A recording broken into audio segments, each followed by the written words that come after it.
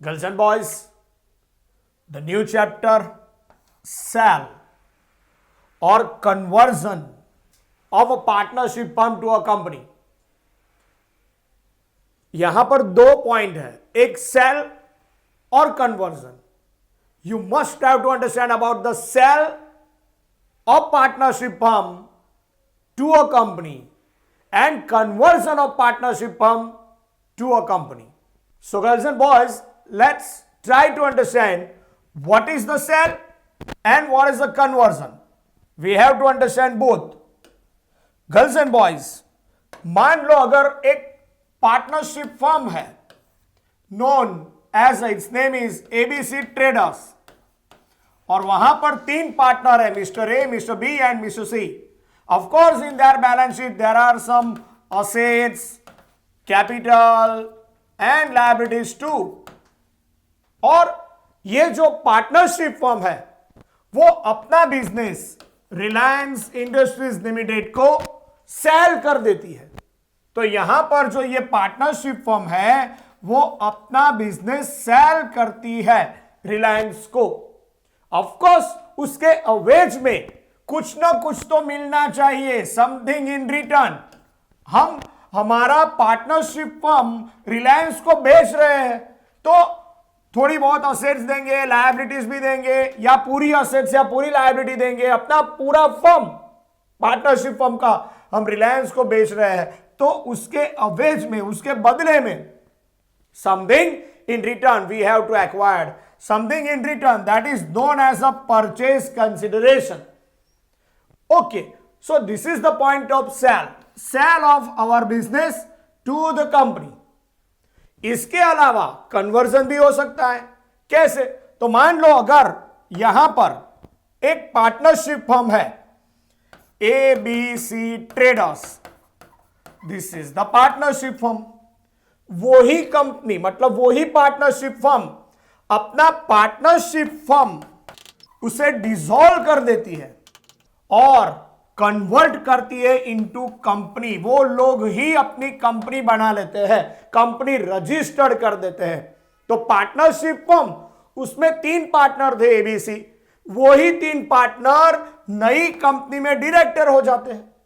तो अपनी partnership firm वो कन्वर्ट करते हैं कंपनी में और नाम दे देते हैं कुछ नया. That is what ABC limited. That is important. तो ABC Traders was the partnership firm and ABC Limited is the company.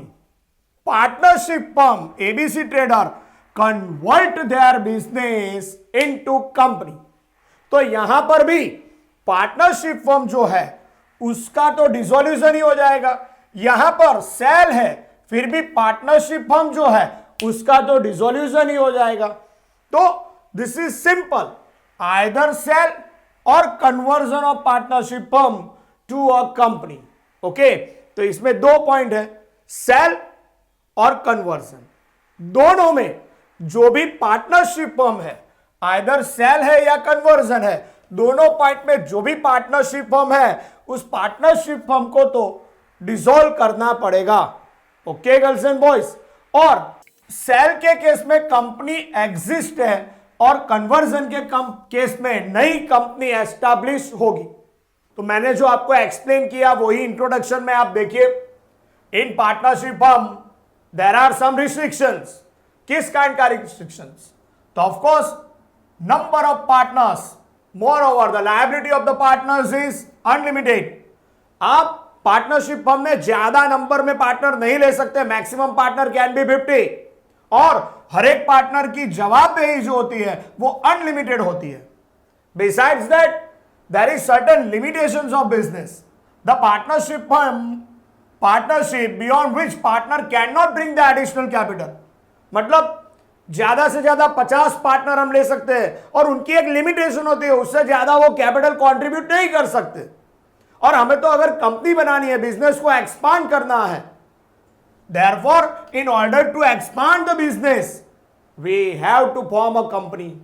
However, in both the cases old firm that is the partnership firm dissolve. वही important, मैंने आपको वही explain किया कि अगर cell का point है या कन्वर्जन का पॉइंट है, दोनों केसेस में पार्टनरशिप फर्म उसका तो डिसोल्यूशन होगा ही होगा. In both the cases partnership firm is dissolve. It is known as sale और conversion of partnership firm into company. मतलब पार्टनरशिप फर्म अपना बिजनेस सेल करके नई कंपनी को बेच देती है, एग्जिस्टिंग कंपनी को अपना बिजनेस बेच देती है, तो वो सेल है. और पार्टनरशिप फर्म खुद ही अपना बिजनेस कन्वर्ट करती है, नई कंपनी बनाती है, that is conversion. The whole business of partnership firm sold out to a company for sum, that is amount which is known as purchase consideration. જો ગુજરાતીમાં કહું ને વિદ્યાર્થી મિત્રો, તો આપણે જે ઉદાહરણ લીધું એમાં એબીસી ટ્રેડર્સ નામની ભાગીદારી પેઢી હતી. ABC traders partnership firm, either the partnership firm sold out their business or convert their business to a company. अपना बिजनेस या तो कन्वर्ट कर रहे हैं या सोल्ड आउट कर रहे हैं, इन दोनों केसेस में तो यहां पर पार्टनरशिप फर्म को तो डिसॉल्व करना ही है. लेकिन अगर हम हमारा बिजनेस आइदर सेल कर रहे हैं या कन्वर्ट कर रहे हैं कंपनी को, तो कुछ ना कुछ something in return we have to get back. और जो हम पार्टनरशिप फर्म जो भी कंपनी से लेंगे उसे बोलेंगे purchase consideration. So purchase consideration is the amount which we are receiving from the company, and this purchase consideration is credited to profit and loss realization account. The purchase consideration may be paid by the company either in the form of equity share, preference share, debentures or cash. It may be happen. तो नई company जो है वो भागीदारी पेढ़ी partnership firm उसे खरीद रही है, तो डेफिनेटली समथिंग इन रिटर्न कुछ ना कुछ तो अवेज में देना पड़ेगा. तो वो अवेज में जो भी अमाउंट पे कर रही है उस अमाउंट को हम बोलेंगे purchase consideration. Purchase consideration company कैसे पे करेगी, कैसे डिस्चार्ज करेगी?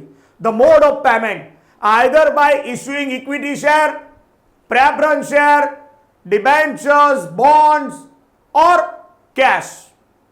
तो इस तरीके से कंपनी पार्टनरशिप फर्म को परचेज कंसिडरेशन पे करती है. So what is the purchase consideration? Purchase consideration means the price paid by the purchasing company. Company जो प्राइस पे करती है किसे? पार्टनरशिप फर्म को, for purchasing the business of the vendor, that is partnership firm. The following are the relevant methods. Purchase consideration की main method कितनी? 3. First, lump sum method, also known as a direct method. Second, net payment method. And third, net asset method. There are 3 methods: lump sum, direct method, net payment or net asset method. We have to understand all these 3 methods in detail. Okay, girls and boys.